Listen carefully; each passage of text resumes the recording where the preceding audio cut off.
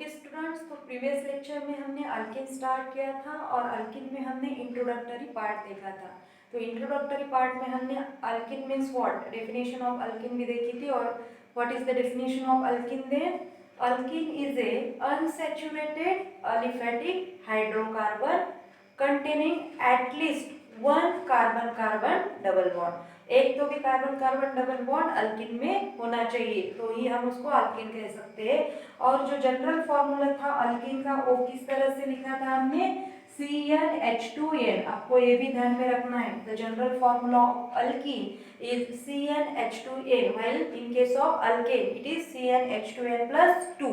तो दो हाइड्रोजन कम हो जाते, एक पाई बॉन्ड, एक डबल बॉन्ड ऐड करने से दो हाइड्रोजन कम हो जाते हैं, इसीलिए हम कहते हैं कि general formula of alkene become CnH2n। ठीक है।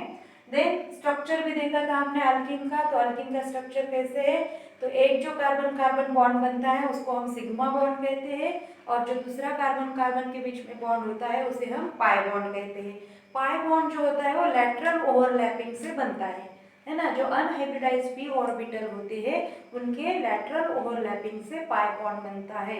और हेड टू हेड ओवरलैपिंग अगर होती है sp2 हाइब्रिड ऑर्बिटल की, तो हमें सिग्मा बॉन्ड मिलता है। तो इस तरह से one sigma and one pi bond is present in a double bonded structure. तो डबल बॉन्ड में एक सिग्मा बॉन्ड रहता है और second one is a pi bond. ठीक है, स्ट्रक्चर भी देखा था। देन हमने ये भी देखा था कि pi bond is weaker then sigma bond. तो पाई बॉन्ड कैसे होता है? वीक होता है सिग्मा बॉन्ड से, इसीलिए इलेक्ट्रोफाइल जो होते हैं वो इलेक्ट्रोफाइल इजीली अटैक करते हैं पाई बॉन्ड पर। तो इलेक्ट्रोफाइल क्या करते हैं? Electrophile easily attacks on pi bond for electron. तो इलेक्ट्रॉन के लिए इलेक्ट्रोफाइल पाई बॉन्ड पे अटैक करते हैं, इसीलिए electrophilic substitution reaction can be possible with alkene. तो अल्किन इज हाईली रिएक्टिव और alkene is more reactive than alkene. तो अल्किन से ज्यादा रिएक्टिव होते हैं alkene because of the presence of week pi bond. तो पाई बॉन्ड है इसीलिए alkene is more reactive than alkene. और अल्किन को क्या कहा जाता है? Olefins. Alkenes are known to be olefins. Why it is called as olefins? Because it forms a liquid substance, oily liquid substance. Because it forms oily liquid substance when react with Cl2. तो Cl2 के साथ अगर react होता है तो वो क्या form करता है? Oily liquid। ठीक है। और उसके बाद में हमने नॉमेनक्लेचर भी देखा था। तो nomenclature of alkene is same with that of alkene. Alkene के जैसा ही नॉमेनक्लेचर होगा अल्किन का भी। सिर्फ ध्यान में हमको क्या रखना है कि जो अल्किन का ANE होता है, जैसे प्रोपेन, मीथेन, ब्यूटेन, तो लास्ट में हम ANE लिखते हैं, और अल्किन में हमें क्या लिखना होता है? ENE। क्या लिखना होता है? ENE। ठीक है। और एक बात ध्यान में रखनी होती है ड्यूरिंग नॉमेनक्लेचर कि हमें जो लेबलिंग होती है, या हम बोलेंगे नंबरिंग जो होती है अल्किन की, तो नंबरिंग उस एंड से करनी होती है जो एंड डबल बॉन्ड के नियरर होता है। तो यहाँ पे हमें क्या देखना है? डबल बॉन्ड किस एंड से करीब है, तो जिस एंड से वो नियरर होगा उसी एंड से हमें इसको नंबरिंग करनी होती है। ठीक है। और बाद में हमने देखा था आइसोमेरिज्म प्रोसेस। तो अल्किन में जो आइसोमेरिज्म होते हैं वो दो तरह के होते हैं, structural isomerism and geometrical isomerism. तो स्ट्रक्चरल आइसोमेरिज्म में हमने क्या क्या देखा था? यस, आइसोमेरिज्म जो प्रोसेस है, आइसोमेरिज्म हमने दो तरह के देखे थे, structural and geometrical. In case of alkene में तो only one, that structural isomers are obtained, but in case of alkenes there are two types of isomerism, structural and geometrical isomerisms are obtained. तो structural isomerism में फिर से दो type के isomers मिलेंगे, chain isomers and positional isomers या position isomers। तो chain isomer में क्या होता है? चेन के स्ट्रक्चर में डिफरेंस मिलता है हमें, जैसे कि हमने इस तरह से लिखा CH3 CH double bond CH CH3, और सेकेंड में CH3 CH3 double bond CH2। तो क्या हुआ? ए ब्रांच चेन है और ए स्ट्रेट चेन है। मॉलिक्यूलर फॉर्मूला सेम है, बट क्या हुआ यहाँ पे? सिर्फ चेन स्ट्रक्चर में डिफरेंस है, इसीलिए हम चेन आइसोमर्स कहते हैं। पोजीशन आइसोमर्स कैसे होते हैं? पोजीशन आइसोमर में डबल बॉन्ड की पोजीशन चेंज हो जाती है। इस तरह का कंपाउंड है और इसको अगर हमने इस तरह से लिखा CH2 double bond CH CH2 CH3, तो यहाँ पे क्या है, the position of this double bond get change, है ना। तो पोजीशन चेंज हो रही है, यहाँ पे कार्बन नंबर 2 पे है, यहाँ पे कार्बन नंबर 1 पे है। तो पोजीशन अगर डबल बॉन्ड की चेंज हो जाती है तो उसको हम पोजिशनल आइसोमर्स कहते हैं। और ज्योमेट्रिकल आइसोमर्स में भी हमने देखे थे कि सिस आइसोमर्स और ट्रांस आइसोमर्स, इसको हम क्या कहते हैं, stereo isomers, stereo isomers. Okay, तो स्टीरियो आइसोमर्स कौन से अल्कीन फॉर्म कर सकते हैं, only those alkenes in which the carbon containing two different groups of atoms or different atoms, है ना। तो किस तरह से, जैसे कि ऐसे एक्स वाई, यहाँ पे एक्स वाई एक्स वाई, तो each and every carbon along the double bond, तो ये जो डबल बॉन्ड के अलोंग कार्बन होते हैं उनमें कैसे डिफरेंट डिफरेंट एटम्स से डिफरेंट दो डिफरेंट एटम और दो डिफरेंट ग्रुप्स ऑफ एटम चाहिए होते, तभी वो क्या बना सकते हैं, स्टीरियो आइसोमर्स बना सकते। तो this alkenes gives stereo isomer, such type of alkenes gives stereo isomer. तो रिमेंबर कि दोनों भी कार्बन पे टू डिफरेंट ग्रुप्स होने चाहिए, तो ही वो क्या करेंगे, स्टीरियो आइसोमर्स देंगे।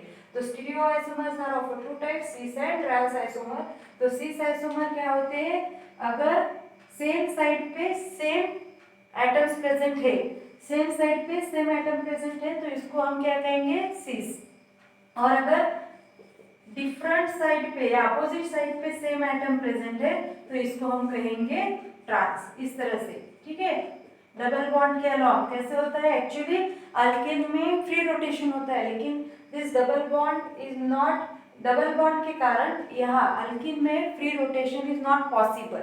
तो अल्किन में फ्री रोटेशन न होने के कारण यहाँ पे इस तरह के आइसोमर्स हमें मिलते हैं, सिस एंड ट्रांस। अगर फ्री रोटेशन होता तो क्या होता, ये जो है पोजीशन है ना, इस तरह से पोजीशन फिर से वही आ जाती, रोटेशन फ्री होता तो पोजीशन सेम आ जाती, यानी ये घूमते हुए जाते और फिर से उसी पोजीशन पे चले आते, है ना, रोटेट होते और फिर से उसी पोजीशन पे आते अगर फ्री रोटेशन होता।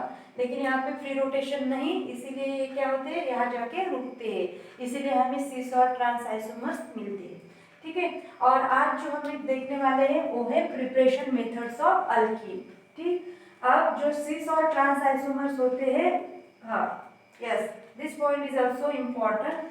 सिस आइसोमर्स जो होते हैं वो पोलर टाइप के होते हैं, कौन से टाइप के, polar, while these trans isomers are non polar, और ट्रांस आइसोमर्स कैसे होते हैं, नॉन पोलर होते हैं।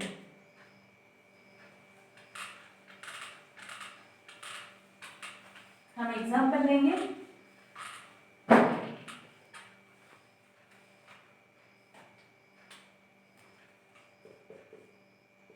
CH3H और H, ये क्या है, सिस आइसोमर है, ठीक है। तो ये जो है सिस आइसोमर, तो C double bond C carbon वाले जो कार्बन होते हैं, ये कार्बन, तो ये कैसे है, पार्शियल नेगेटिव, और ये जो कार्बन है पार्शियल पॉजिटिव, ठीक है। sp2 कार्बन है तो इसीलिए पार्शियल नेगेटिव कैरेक्टर्स, इलेक्ट्रोनेगेटिविटी ज्यादा है, और sp3 है इसीलिए इसकी इलेक्ट्रोनेगेटिविटी कम है, इसलिए इस पे पार्शियल पॉजिटिव चार्ज आएगा, ठीक है। तो जो इलेक्ट्रॉन की मूवमेंट है वो इस तरह से होगी, यहाँ पे इस तरह से होगी, यहाँ पे, इसीलिए this molecule possess polarity near about 0.33 d, dipole moment of this molecule is near about 0.33 dB। और जो ट्रांस अल्कीन होता है, ट्रांस अल्कीन में क्या होता है,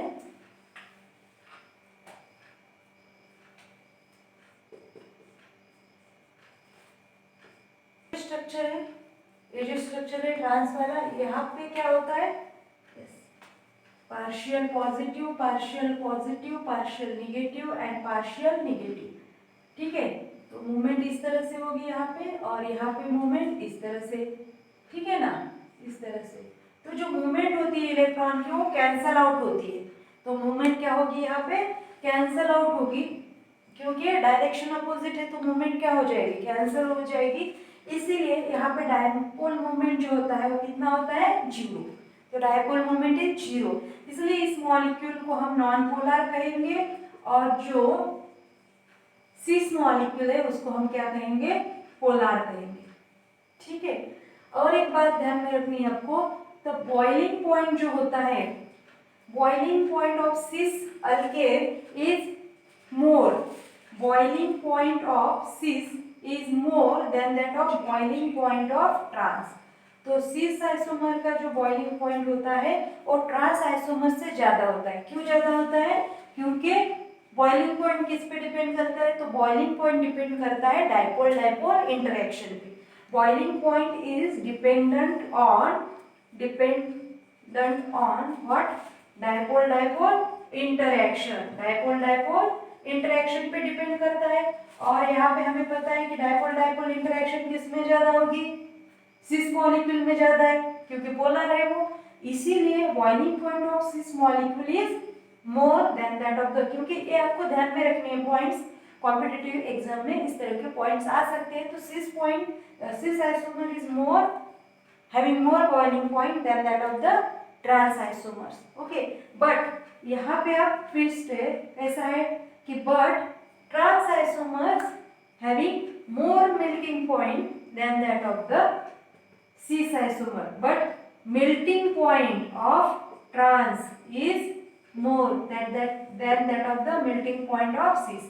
लेकिन यहाँ पे ध्यान में क्या रखना है कि ट्रांस का जो मेल्टिंग पॉइंट होता है वो सिस के मेल्टिंग पॉइंट से ज्यादा होता है। क्यों ऐसा होता होगा, क्योंकि स्टेबिलिटी अगर देखें हम, स्टेबिलिटी अगर देखें है ना, सिस और ट्रांस में अगर स्टेबिलिटी देखें तो किसकी स्टेबिलिटी ज्यादा होगी, स्टेबल कौन ज्यादा होगा, यस ट्रांस अल्केन, ये सिस, सॉरी ट्रांस अल्कीन सिस अल्कीन। तो स्टेबिलिटी किसकी ज्यादा होगी, ट्रांस अल्कीन। तो पहले वो पॉइंट लिख लेते हैं कि trans alkene is more stable, trans alkene is more stable than cis. क्यों ऐसे क्यों होता है कि trans is more stable, because the repulsive forces is less in case of trans alkene. तो ट्रांस अल्कीन में क्या है, रिपल्शन कम है ना। तो ये जो दोनों बल्कियर ग्रुप है या सेम ग्रुप है वो ऑपोजिट साइड पे होने के कारण क्या होगा, यहाँ पे रिपल्शन कम होगा। अगर रिपल्शन कम है मीन स्टेबिलिटी ज्यादा है, यहाँ पे क्या होगा, रिपल्शन ज्यादा है, रिपल्शन ज्यादा होगा, इसीलिए रिपल्शन अगर ज्यादा है तो यहाँ पे स्टेबिलिटी कम होगी। तो cis isomers has less stable and trans isomers are more stable. ये भी एक कारण है कि MP of trans alkene is more than that of the cis alkene. और जो क्रिस्टल लैटिस होते हैं, क्रिस्टल लैटिस सॉलिड में, तो क्रिस्टल लैटिस में इसीलिए ये जो ट्रांस अल्केन है, इसलिए ये जो पैक होते हैं क्रिस्टल लैटिस में, उसकी जो अरेंजमेंट होती है वो बहुत अच्छी तरह से अरेंज होती है। सिस आइसोमर्स सॉरी ट्रांस आइसोमर्स जो होते हैं वो क्रिस्टल लैटिस में बहुत अच्छे तरह से अरेंज होते हैं, but cis isomers can not arrange. Okay, वो इतनी अच्छी तरह से इसके जैसे वो अरेंज हो नहीं सकती क्रिस्टल लैटिस में, इसीलिए इसका मेल्टिंग पॉइंट कम होता है और इसका मेल्टिंग पॉइंट ज़्यादा होता है। तो आपको कुछ एक चीज़ें भी ध्यान में रखनी होती है during the isomerism process. Now the preparation methods of alkene.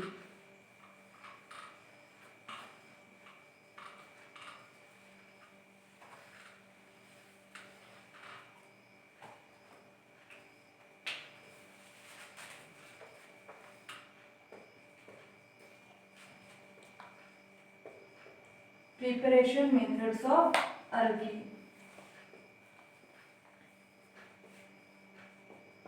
The first preparation method of alkene is from alkynes. तो फर्स्ट मेथड कौन सी है, from alkyne.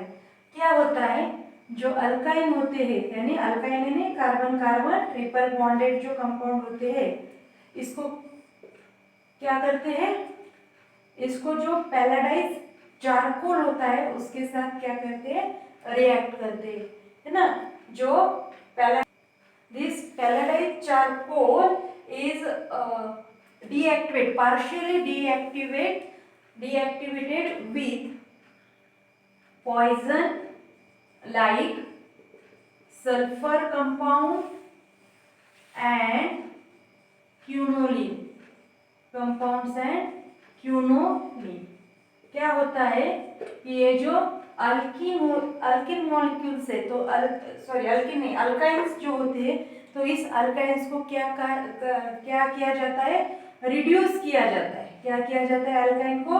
Alkyne get reduce in the presence of palladised charcoal, in the presence of palladised है ना, palladium के साथ वाला जो charcoal होता है उसको। तो this alkynes get reduced in the presence of palladized charcoal which is partially deactivated with, और उसको क्या किया जाता है, partially deactivate। तो partial deactivate क्यों किया जाता है? क्योंकि हमें क्या चाहिए, सिर्फ अल्काइन से अल्कीन चाहिए, इसलिए partial deactivate करते हैं उसको।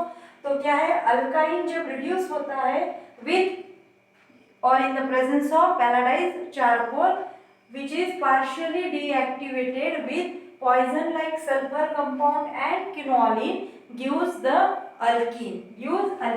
और यहाँ पे जो अल्कीन मिलते हैं इन जनरल वो सिस टाइप के होते हैं।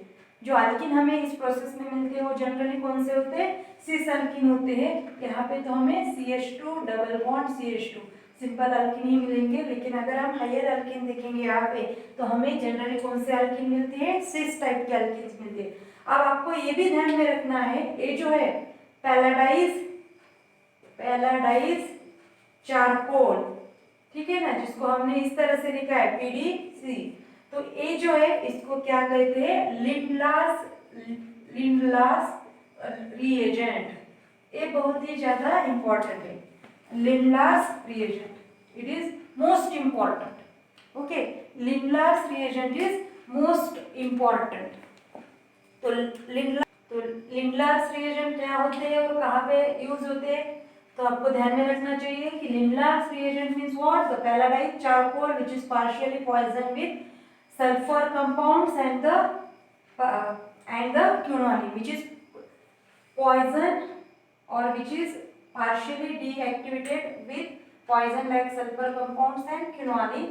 So such a type of compounds are called as Lindlar's reagent। और कहाँ पे यूज होते हैं Lindlar's reagent? तो रिडक्शन प्रोसेस में यूज होते हैं, अल्काइन को रिड्यूस करने के लिए यूज होते हैं। अल्काइन को रिड्यूस करते हैं अल्कीन में, तो Lindlar's reagents are used when the alkynes are reduced into the alkene, तब उसका यूज होता है। और Lindlar's reagent क्या होता है? तो ये होता है, आपको सब ये ध्यान में रखना है। A means what? Palladized charcoal partially deactivated with poison like sulfur compound and quinoline। ठीक है, it is about the Lindlar's reagent। अब इसको हम और कंपाउंड देखेंगे यहाँ पे, CH3 CH double bond CH3, ठीक है, 2 ब्यूटीन है। इसको फिर से हम क्या करेंगे, रिएक्ट करेंगे किसके साथ, पैलाडाइज चारकोल या लिंडलार्स रिएजेंट के साथ इसको हम रिड्यूस करेंगे। अब रिड्यूस करने के बाद हमें किस तरह का कंपाउंड मिलना चाहिए, yes, C double bond C CH3H,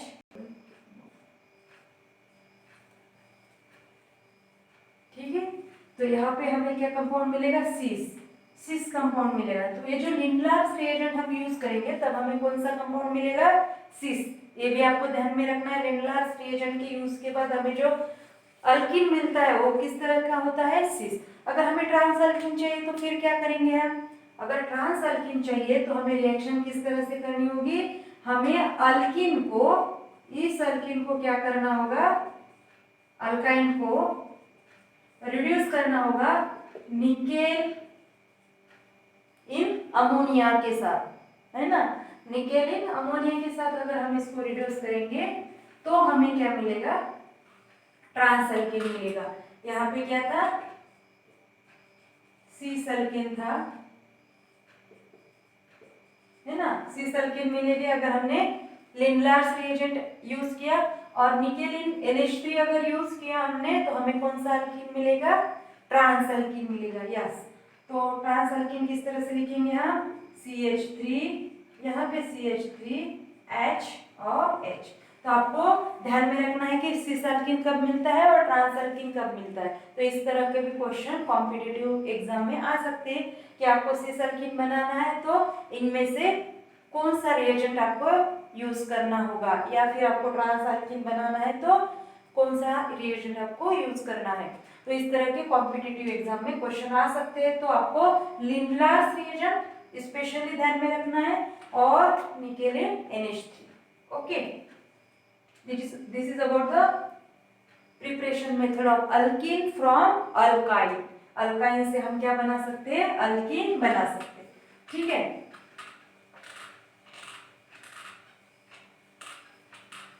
okay अगर हमने प्रोपीन मॉलिक्यूल लिया, प्रोपाइन लिया तो क्या होगा, प्रोपाइन लिया, सपोज कंसीडर करो यहाँ पे इस तरह का मॉलिक्यूल हमने लिया CH3, तो ये क्या देगा,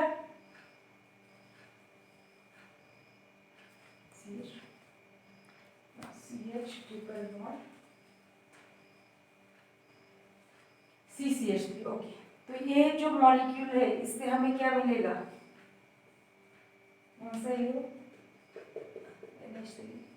ठीक है, रिएजेंट कौन सा भी आप सिलेक्ट कर सकते हो। तो इस मॉलिक्यूल से प्रोपाइन से हमें क्या मिल सकेगा, यहाँ पे प्रोपीन मिलेगा।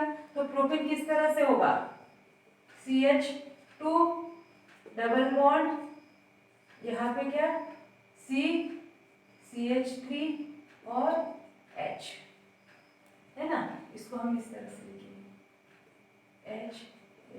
तो अब जब हम प्रोपाइन का रिडक्शन करते हैं किसी भी रिएजेंट, चारकोल अपने पहला लिंगलर्स रिएजेंट लिया था उसके साथ या फिर निकेलिन अमोनिया इसके साथ, अगर हमने प्रोपाइन का रिडक्शन किया तो हमें सिस या ट्रांस क्या मिलेगा, तो सिस भी नहीं मिलेगा, ट्रांस भी नहीं मिलेगा। क्यों, क्योंकि प्रोपाइन क्या करेगा, आइसोमेरिज्म जो होते हैं, ज्योमेट्रिकल आइसोमेरिज्म दिखाएगा नहीं। प्रोपाइन आइसोमेरिज्म दिखाता है क्या, ज्योमेट्रिकल आइसोमर्स नहीं। तो प्रोपाइन ज्योमेट्रिकल आइसोमर्स नहीं दिखाता, इसीलिए हमें यहाँ पे किसी भी तरह का सिस या ट्रांस आइसोमर्स नहीं मिलेंगे। ठीक है ना, ओके रिमेंबर दिस वन, क्योंकि हमारे लिए अगर ज्योमेट्रिकल आइसोमर्स चाहिए तो कंपाउंड इस तरह का होना चाहिए, टू डिफरेंट एटम्स होने चाहिए। लेकिन यहाँ पर देखो प्रोपीन में क्या है, ये जो कार्बन है इसमें सेम एटम्स प्रेजेंट है दोनों भी, इसीलिए यहाँ पे हमें सिस एंड ट्रांस नहीं मिलता।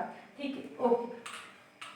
Then second reaction is from alkyl halide, from alkyl halide. तो अल्किल हैलाइड से अगर हमें अल्किन चाहिए तो हम किस तरह से रिएक्शन कर सकते हैं, तो अल्किल हैलाइड इस तरह से लिखेंगे हम, पहले तो CH3 CH2 एंड H। ठीक है, ये क्या हो गया अल्किल हैलाइड, या इसको इस तरह से भी लिख सकते हैं हम HCl। ठीक है, यहाँ का जो H है तो मैंने यहाँ पे लिखा और CH2 पे Cl है तो मैंने उसको इस तरह से लिखा। ठीक है, तो ये कंपाउंड एक्चुअली कैसा है, CH3 CH2 CH2 Cl, तो मैंने उसको इस तरह से लिखा। ठीक है, जब this type of alkyl halide is reacted in presence of alcoholic KOH, alcoholic KOH के प्रेजेंस में अगर सच टाइप ऑफ अल्किल हैलाइड किसके प्रेजेंस में, यहाँ पे रिएजेंट कौन है, अल्कोहलिक KOH के प्रेजेंस में अगर सच type of alkyl halide is heated तो क्या होगा, यहाँ पे जो हाइड्रोजन और क्लोरीन है ना, एडजेसेंट कार्बन पे हाइड्रोजन और क्लोरीन, तो हम इसको बोलते हैं अल्फा कार्बन और इसको बोलेंगे बीटा कार्बन। जिस कार्बन पे हेलोजन ग्रुप प्रेजेंट होता है उसको हम क्या बोलते हैं, फंक्शनल ग्रुप प्रेजेंट होता है उसको क्या बोलते हैं, अल्फा कार्बन कहते हैं। जिस कार्बन पे कोई भी फंक्शनल ग्रुप प्रेजेंट होता है तो उसको हम अल्फा कार्बन कहते हैं। यहाँ पे हेलोजन फ्लोरीन है तो इसको हम अल्फा कार्बन कहेंगे, और उसके बाजू वाला कौन सा हो जाएगा, बीटा, और ये हो जाएगा गामा। तो इस तरह से अल्फा बीटा गामा। तो काउंट कहाँ से करते हैं, जिस कार्बन पे फंक्शनल ग्रुप होता है वहां से हम काउंट करते हैं। ठीक है, अल्फा बीटा गामा। तो यहाँ पे ए हो गया अल्फा और ए हो गया बीटा।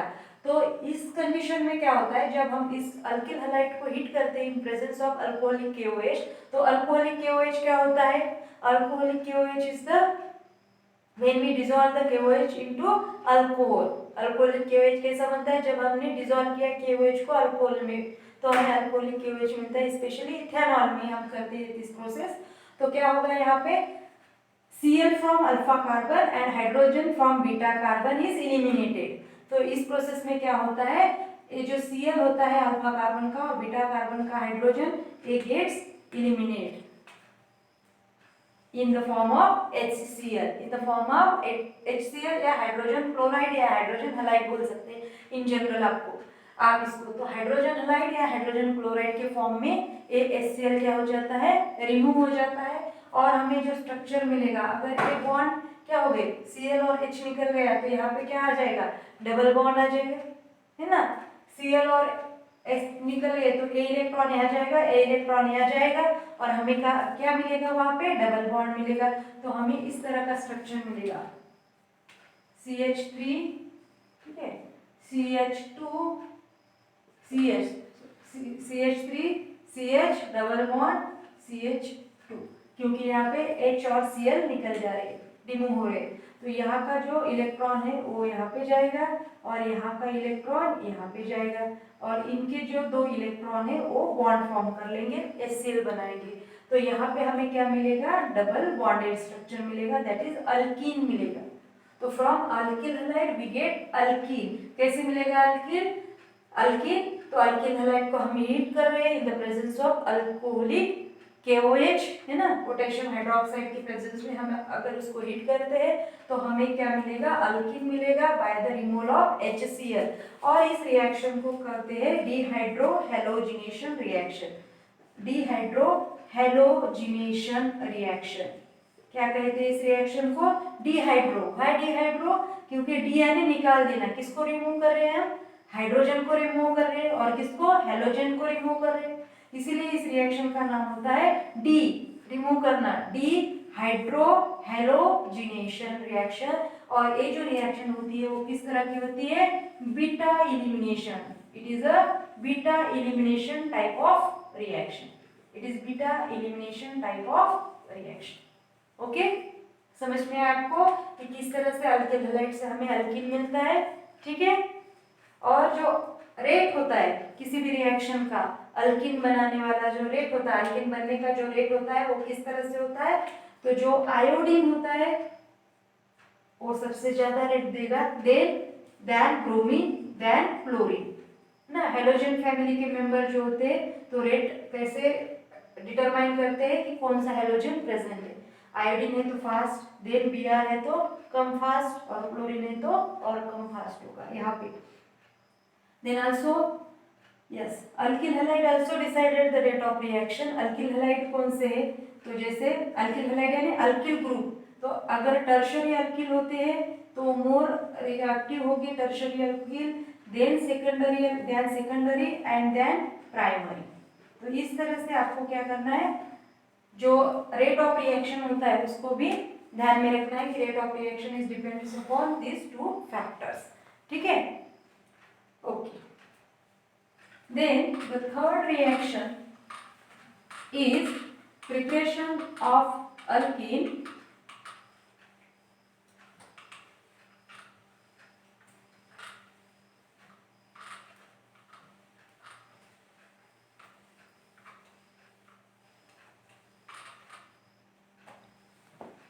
from vicinal dihalide, विसिनिल डाइहैलाइड। अब विसिनिल डाइहैलाइड क्या होता है ना, विसिनिल डाइहैलाइड क्या होते हैं, yes, vicinal dihalides are the compound in which दो हैलोजन ग्रुप्स प्रेजेंट होते हैं, ऐसे कंपाउंड जिसमें दो हैलोजन प्रेजेंट है ऑन एडजेसेंट कार्बन एटम। तो vicinal dihalide are the dihalide in which two halide groups are present on adjacent carbon. Adjacent carbon किस तरह से, देखो यहाँ पे CH3 CH CH2 है ना, तो यहाँ पे Cl होगा और यहाँ पे Cl, तो इसको हम विसिनिल डाइहैलाइड करेंगे। क्यों, क्योंकि दो हैलोजन ग्रुप कहाँ पे प्रेजेंट है, एडजेसेंट, है ना। नेबरर कार्बन पे अगर दो हैलोजन प्रेजेंट है तो इसको हम क्या कहेंगे, इस टाइप के स्ट्रक्चर को विसिनल डाइहैलाइड कहेंगे, ठीक है। डाइहैलाइड है लेकिन विसिनल टाइप का डाइहैलाइड है, क्योंकि दोनों जो क्लोरीन एटम है वो दो एडजेसेंट कार्बन पे, नेबरर कार्बन पे प्रेजेंट है, इसीलिए इसको हम क्या कहेंगे, विसिनल डायहाइड। और सेकंड वन होता है जेमिनल डायहाइड। तो जेम सेम ध्यान में रखना होता है, केमिस्ट्री में कैसे दो टाइप होते हैं, विसिनल डायहाइड होता है, फिर से आएंगे हमें, विसिनल डायहाइड होता है और एक होता है जेमिनल डायहाइड। तो जो जेमिनल डायहाइड होता है तो जेम सेम, जेम सेम, जेम सेम यानी क्या, अगर एक ही कार्बन पे दोनों क्लोरीन ग्रुप है तो उसको हम जेमिनल डायहाइड कहते हैं। लेकिन अगर दो डिफरेंट कार्बन पे दो डिफरेंट हेलोजन ग्रुप प्रेजेंट है तो उसको हम विसिनल डायहाइड कहते हैं। तो आगे आपको समझ में आ जाएगा कि जेमिनल डायहाइड कब कहेंगे, जेम सेम यानी सेम कार्बन पे अगर दोनों भी हेलोजन प्रेजेंट है तो उसको जेमिनल डायहाइड कहेंगे, और अगर दोनों डिफरेंट कार्बन पे दो हैलाइड ग्रुप प्रेजेंट है उसको तो हम बोलते हैं विसिनल डायहाइड। ओके ठीक है, फिर से आगे आएगा ये कंसेप्ट तो आपका क्लियर हो जाएगा। तो इट इज विसिनल डायहाइड। तो विसिनल डायहाइड when react with Zn metal, अगर ये विसिनल डायहाइड Zn मेटल के साथ रिएक्ट होता है तो क्या होगा, ये Zn क्या करता है, ये जो क्लोरीन है या जो भी हेलोजन यहाँ पे प्रेजेंट होगा उसको निकाल देगा और क्या बनाएगा यहाँ पे ZnCl2 प्लस, हमें क्या मिल रहा है यहाँ पे देखो CH3 एज इट इज होगा यहाँ पे CH3 then CH double bond CH, तो प्रोपीन मिला हमें, प्रोपीन मिला है ना, और इसको हम नाम कैसे देंगे, नॉमेनक्लेचर 1 2 3, तो क्या कहेंगे 1 क्लोरो, या इसको इस तरह से लिखेंगे 1 2 डाइक्लोरो प्रोपेन, 1 2 डाइक्लोरो प्रोपेन, क्योंकि पैरेंट कौन, पैरेंट अल्केन कौन है, प्रोपेन, और 1 और 2 कार्बन पे क्या प्रेजेंट है, क्लोरीन, और क्लोरीन कितने प्रेजेंट है तो 2, इसलिए डाई लगाया, और क्लोरीन को हम क्या कहते हैं क्लोरो, इसलिए इसको क्लोरो लगाया 1 2 डाइक्लोरो और पैरेंट अल्केन प्रोपेन, तो नाम बन गया 1 2 डाइक्लोरो प्रोपेन। अब 1 2 डाइक्लोरो प्रोपेन से हमें क्या मिलेगा 1 प्रोपीन, क्या मिलेगा 1 propene. When this vicinal dihydride is reacted with Zn zinc metal, then we get propene, then we get propene. It is a simple reaction, it is simple reaction, ठीक है ना। आप इसके जगह पे क्लोरीन की जगह पे ब्रोमीन भी ले सकते हैं, ठीक है। तो iodine does not give such type of reaction but chlorine and bromine gives, ठीक है, आयोडीन नहीं देती लेकिन क्लोरीन और ब्रोमीन देते। Then the next one is the preparation of alkene from alcohol, है ना, from alcohol। तो अल्कोहल क्या होते हैं, alcohols are the hydroxy derivatives of alkene. क्या होती है हाइड्रोक्सी डेरिवेटिव्स ऑफ अल्कीन, ये जो है ना हमारा मीथेन, ठीक है, मीथेन का 1 हाइड्रोजन अगर हमने रिप्लेस कर दिया OH से तो OH को हम क्या कहते हैं हाइड्रोक्सिल, क्या कहते हैं हाइड्रोक्सिल, है ना। अगर मीथेन का एक हाइड्रोजन हमने OH से रिप्लेस कर दिया तो वो क्या होता है, वो बन जाता है alcohol. when one of the hydrogen of alkane get replaced with hydroxyl या OH group, then we get alcohol, then we get alcohol, ठीक है ना। अल्कोहल कब मिलेगा, जब एक हाइड्रोजन OH से रिप्लेस होगा तब अल्कोहल मिलेगा। तो ये हो गया मिथेनॉल, इसको मिथेनॉल या मिथिल अल्कोहल बोलते हैं, इसको मिथिल अल्कोहल कॉमन नेम या फिर मिथेनॉल आईपैक नेम, ठीक है। तो जो अल्कोहल है तो अल्कोहल से भी हम क्या बना सकते हैं, from alcohol we get alkene. कैसे बनाएंगे alkene, in presence of acid. तो in presence of acid reaction होती है, जैसे फॉर एग्जांपल हमने ले लिया CH3 CH2 CH2OH, ठीक है। तो इसको मैं इस तरह से लिखती हूँ CH3 CH CH2OH in presence of H2SO4। अगर इसको हमने हीट किया तो क्या होगा, हीट किया अल्कोहल को तो क्या होगा, यस अल्फा, इसको हम अल्फा कार्बन कहेंगे। क्यों कहेंगे भाई अल्फा कार्बन, क्योंकि ए कार्बन पे फंक्शनल ग्रुप प्रेजेंट है, OH प्रेजेंट है, इसलिए इसको अल्फा कहेंगे, और बाजू वाला बीटा हो जाएगा और बाजू वाला गामा हो जाएगा। तो अल्फा कार्बन का OH और बीटा कार्बन का हाइड्रोजन यहाँ से क्या हो जाएगा, रिमूव हो जाएगा, है ना, HOH क्या हो गया, निकल गया। अब ये अगर निकल गया तो कौन से फॉर्म में निकलेगा, HOH, यानी वाटर के फॉर्म में निकलेगा, HOH। और क्या रिमेनिंग रहेगा यहाँ पे, CH3 CH2। लेकिन वैलेंसी सेटिस्फाई होती है कि वहां से दो ग्रुप चले गए, इसलिए यहाँ पे क्या आ जाएगा, डबल बॉन्ड, है ना, क्योंकि एक इलेक्ट्रॉन यहाँ का यहाँ जाएगा और एक इलेक्ट्रॉन यहाँ का यहाँ जाएगा और यहाँ पे डबल बॉन्ड फॉर्म होगा। और जो एक इलेक्ट्रॉन इसका है और एक इलेक्ट्रॉन इसका है वो बॉन्ड फॉर्म करके यहाँ पे HOH फॉर्म करेंगे। तो इस तरह से यहाँ क्या हो रहा है, HOH निकल रहा है और HOH को हम क्या बोलते हैं, वाटर बोलते हैं ना, वाटर।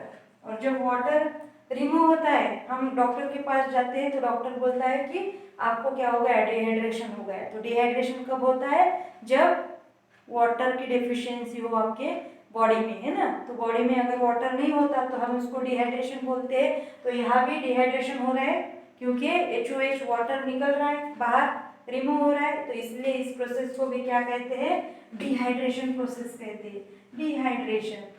लेकिन किसका हो रहा है डिहाइड्रेशन, डिहाइड्रेशन किसका हो रहा है यहाँ पे, this compound is called as alcohol. तो डिहाइड्रेशन किसका हो रहा है, डिहाइड्रेशन ऑफ अल्कोहल, किसका, अल्कोहल। लेकिन कैसे डिहाइड्रेशन हो रहा है, in the presence of acid, तो इसको बोलेंगे एसिडिक डिहाइड्रेशन ऑफ अल्कोहल, है ना, एसिडिक डिहाइड्रेशन ऑफ अल्कोहल। तो in this way also we get alkyne.